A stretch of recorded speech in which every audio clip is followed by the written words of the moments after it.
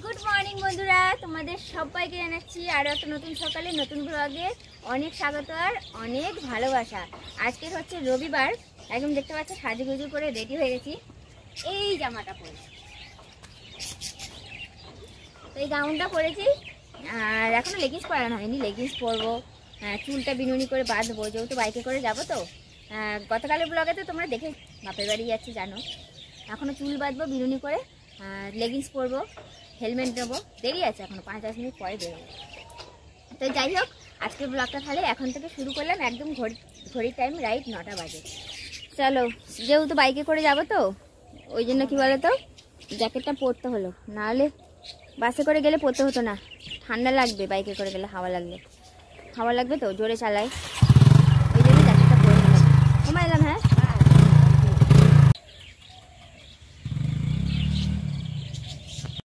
বাইকের চাকায় হাওয়া দেওয়া হচ্ছে, মানে বাইককে আগে খাওয়ানো হচ্ছে, তারপরে আমরা পরে খাওয়া দাওয়া করব। আগে বাইকের পেট পুজো, তারপরে আমাদের।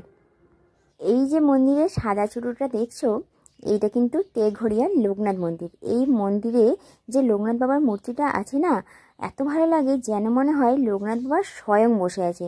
লোকনাথ বাবার মূর্তিটা এতটাই সুন্দর।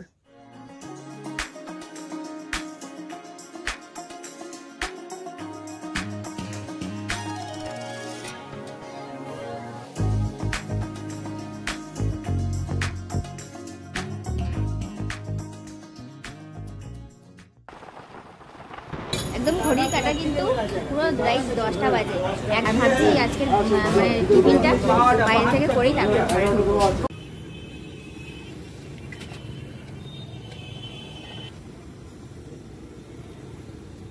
হেভি করেছে বলো, খেতে পারবো না রে, মুখে ঢুকবে না।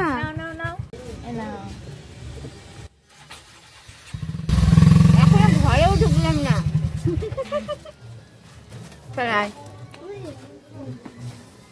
ঘরে দরজা বন্ধ কেন রে?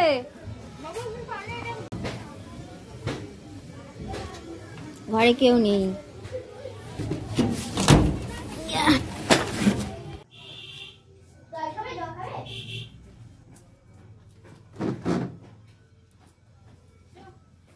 আমাদের বাড়িতে কেউই নেই, কারণ বাবা হচ্ছে একটু বেরিয়েছিল, মেজি এখনো কাজ থেকে এসে পৌঁছায়নি, আর ছোটদিও কিন্তু এখনো আসেনি, ওর মেয়েকে ও আগেই দিয়ে গেছিলো।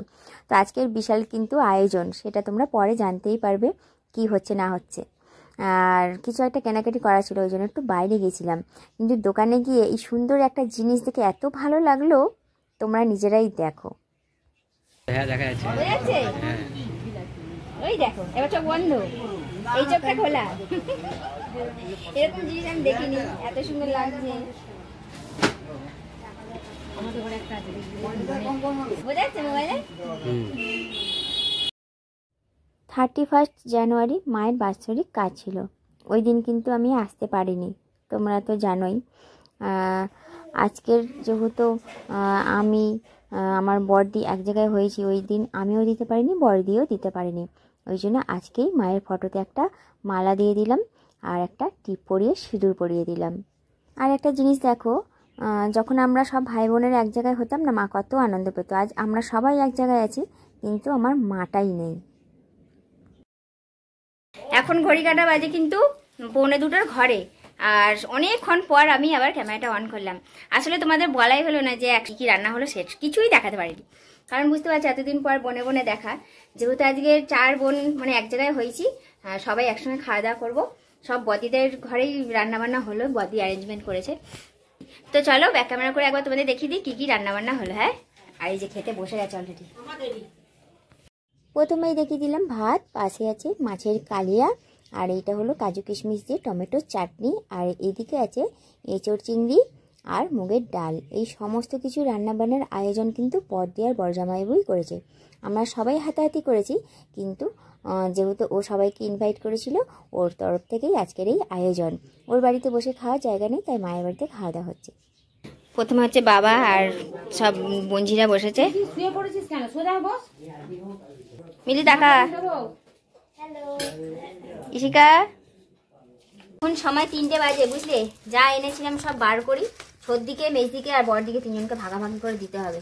ফুলটা শুধু ছোটদিকে একাকে দেবো, যেহেতু এদেরকে আগের বারে দিয়েছিলাম। ফুলটা চাঁদনি লোকে হেভি সুন্দর খেতে লাগে, আমরা সেদিকে করে খেয়েছিলাম।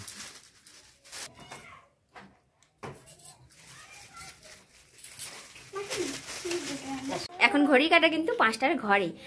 আসলে কি বলতো, বাপের বাড়ি এলে তোমাদের সঙ্গে সেরকমভাবে ব্লগ শেয়ার করতেই পারি না।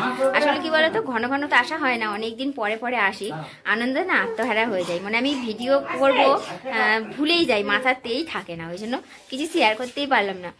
ওরা খেতে বসেছিল, বাবা বোন ওরা সব খেতে বসেছিল, বোনঝিরা, তখন দেখালাম। আমরা যে খেতে বসেছি সেটা যে ভিডিও করবো আমি ভুলেই গেছিলাম। হলো আমার সর্দি। আমি মনে এতদিন তোমাদের দেখাইনি, আমার ছদিকে দেখাতে পারিনি, একসঙ্গে তো হই না, আমি আসি তো ও আসে না, ও আসে তো আমি আছি না, এই হয়। আজকে আমরা একদম 4 বোন এক জায়গায় হয়েছি। এই ছর্দি আর এই হলো বড়দি। বড়দিকে তো তোমরা দেখেছো। আর মেজি গেছে কাজে, মেজি ছিল আবার গেল 3টে নাগাদ। মেজি হচ্ছে কাজে বেরিয়ে গেছে।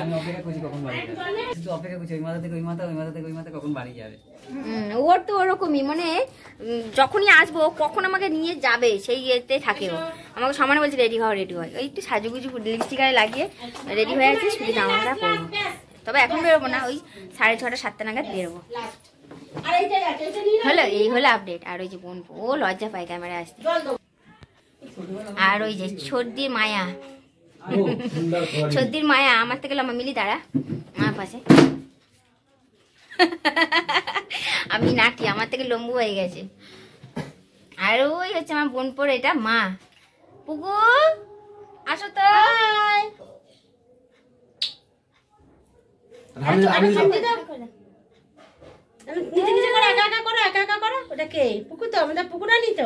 কি বলতো, ও ঘুমাচ্ছিল তো ওই জন্য, আর এক জায়গায় নিমন্ত্রণ ছিল, ওখান থেকে এই সবে জাস্ট ফিরলো। এই যে গোলাপ ফুলটা দেখছো, এই গোলাপ ফুলের গাছটা আমার মায়ের জীবন ছিল।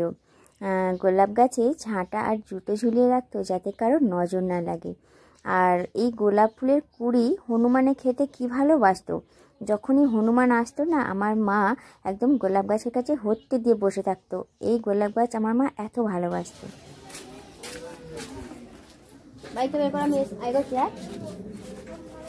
ও আর আমি এক জায়গায় যাচ্ছি, কোথায় যাচ্ছি সেটা এখন বলছি না, তবে যেখানে যাচ্ছি সেখানে গেলে তোমরা দেখতেই পেয়ে যাবে যে কোথায় যাচ্ছি। একটা খুব সুন্দর জায়গায় যাচ্ছি, যেখানে যাচ্ছি আশা করছি তোমাদের দেখে পরিবেশটা খুব ভালো লাগবে। তো বন্ধুরা, আজকের ব্লগটা তাহলে এখানেই শেষ করছি, কারণ আজকের ব্লগেই যদি তোমাদের সঙ্গে শেয়ার করে দিই যে কোথায় গেলাম না গেলাম, তাহলে ব্লগটা কিন্তু অনেকটা বড় হয়ে যাবে। তাহলে কালকে ব্লগটা অবশ্যই দেখো, জানতে পারবে কোথায় গেলাম না গেলাম। তাহলে আজকের মতন টাটা।